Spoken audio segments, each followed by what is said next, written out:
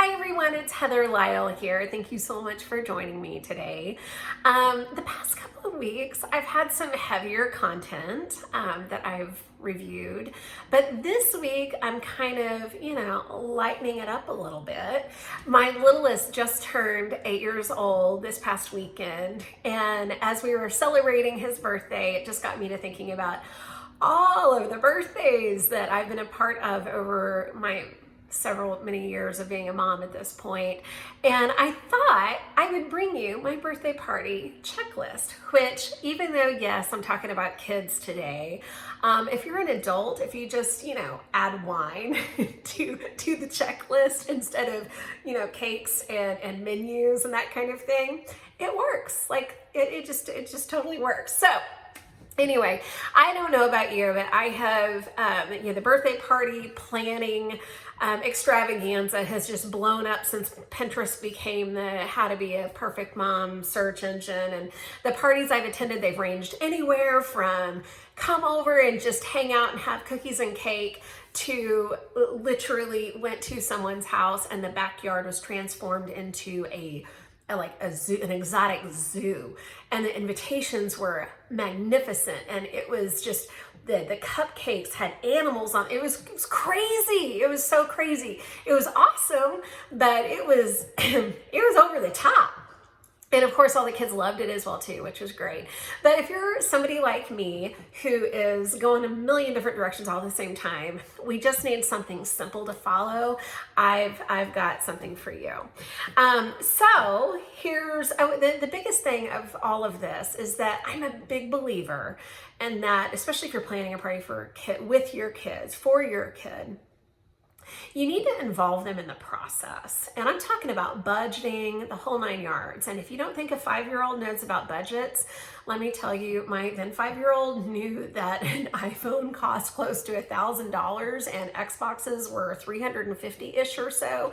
So if they have that type of frame of reference, they can get a budget. So involve them in the budgeting process with the birthday party planning as well. Just my little tidbit. Anyway, okay, so 6 to 8 weeks out from your party, you've got to determine your budget and your theme. I remember my oldest when I think he was turning 5 or 6. Anyway, asked him what he wanted to have for his birthday, and he was just like, big into cars and wanted to have Lightning McQueen. He wanted to take me and his dad to take him, he and his friends, to Disney World to go see Lightning McQueen himself. And wouldn't it be cool to have Lightning McQueen come and sing happy birthday to him and all of this stuff? And I was like, whoa. No, we can't do that. Let's scale back a little bit. So talk about budget, talk about theme, and have your kids kind of describe what it is that they would like to have. Select your date. This sounds easier said than done, but the sooner that you can do that, the better off that you will be. Especially popular venues, always book early. So be sure to select that date and have a backup date plan just in case that your one date that you would like is already taken.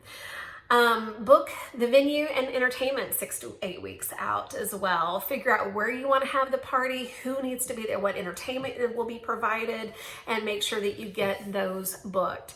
I would also highly encourage you, I know a lot of people have online booking options. Be sure to pay those deposits online and make sure that you get the confirmations for your deposits that you've paid online as well too.